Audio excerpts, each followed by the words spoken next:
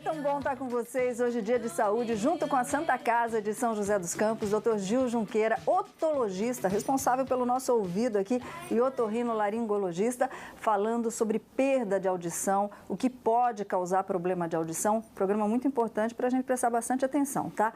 E como a gente está falando de saúde, você que se preocupa com a saúde de sua família, que é sempre o melhor, você tem que escolher leite pasteurizado Cooper e todos os produtos da Cooper, sempre o que tem de melhor para o seu café da manhã, seu lanche da tarde. A Cooper tem tudo o que você precisa para fazer a refeição saudável.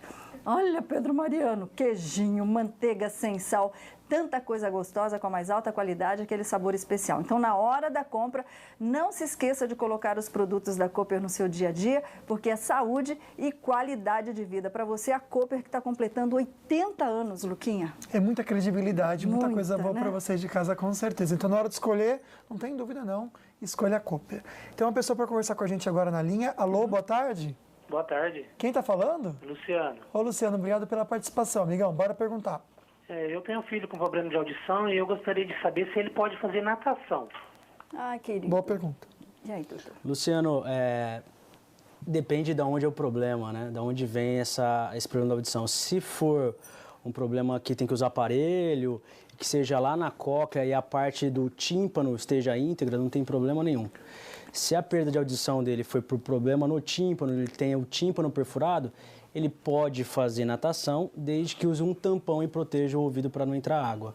Então depende muito do diagnóstico do seu filho, e aí eu acho que é bem tranquilo, um otorrino pode te orientar sem problema nenhum. E por falar em rompimento do tímpano, a gente tem mergulhador, lutador de MMA, lutador de boxe aqui, todo mundo com problema de audição, Luquinha. Já já a gente vai ajudar vocês então, mas agora bora ficar por dentro das curiosidades do dia de hoje.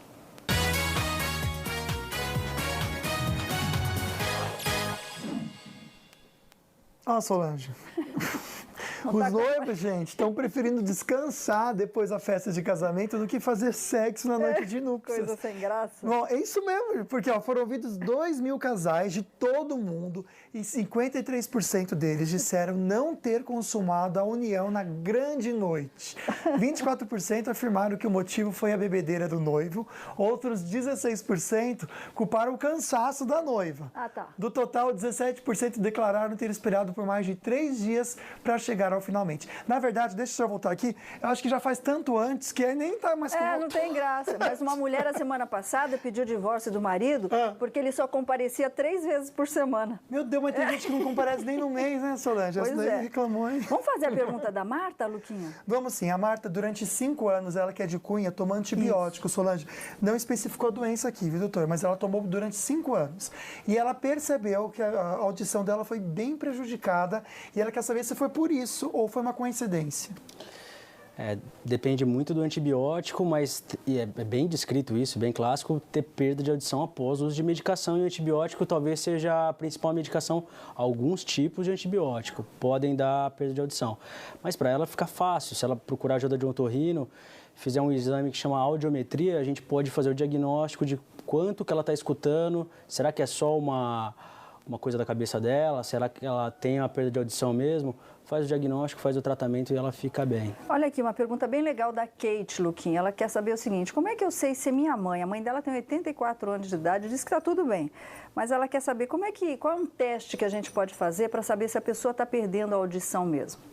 Isso, esse teste mesmo que chama audiometria. Então é o teste básico. Mas em casa, por exemplo, falar de costas com a pessoa, chamar isso não funciona? É um pouquinho mais complicado do que isso, né, para adulto, porque às vezes a gente tem perda de audição em algumas frequências do som, ou seja, em sons mais fininhos que a gente não usa tanto no dia a dia.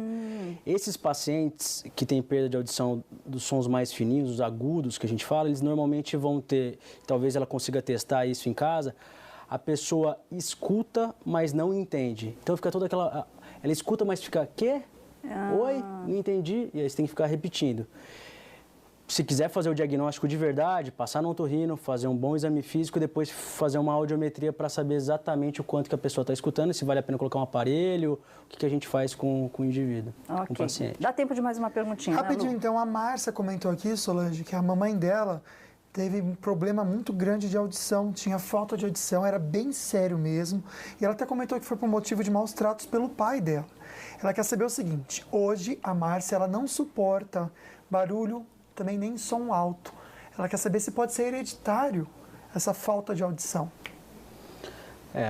Se o caso da perda de audição da mãe não foi por causa de maus tratos e foi por causa do envelhecimento mesmo, a gente sabe hoje que não só envelhecer que faz perder a audição, sempre tem um componente genético. Então, ela pode ter perda de audição mesmo, porque a mãe teve. Esse negócio de o som alto incomodar, tem paciente com perda auditiva leve que faz um fenômeno chamado recrutamento. Enfim, o som alto incomoda muito. Então, a pessoa está conversando, vem uma buzina, alguma coisa, ela tem uma sensação de ganho auditivo súbito e se incomoda bastante. Então, pode ser perda auditiva sim. Tem que fazer uma audiometria para saber e fazer o diagnóstico, que é tranquilo também. Rapidinho, doutora, a gente só tem um minutinho. A importância do teste da orelhinha antes da mamãe sair da maternidade com o bebê. O teste da orelhinha, que é uma triagem, né, auditiva neonatal que a gente fala, tem que fazer em todas as universidades, é um programa que tem que ser obrigatório, né? E é importante porque a criança, a gente não faz o diagnóstico, não é óbvio o diagnóstico da criança que tem uma perda de audição. O teste da orelhinha, ele vai indicar para a mãe, pai, quem que tem que fazer um acompanhamento com o otorrino, com o fonoaudiólogo, etc., e fazer o diagnóstico precoce para tratar precocemente. Quanto antes, melhor, né? Quanto antes fizer o tratamento, melhor para a criança. Ok, então. Doutor Gil, muita gente de fora aqui com pergunta, a gente quer o senhor de volta aqui, tá bom? Estou à disposição, adorei também o programa. Muito obrigado pelo convite.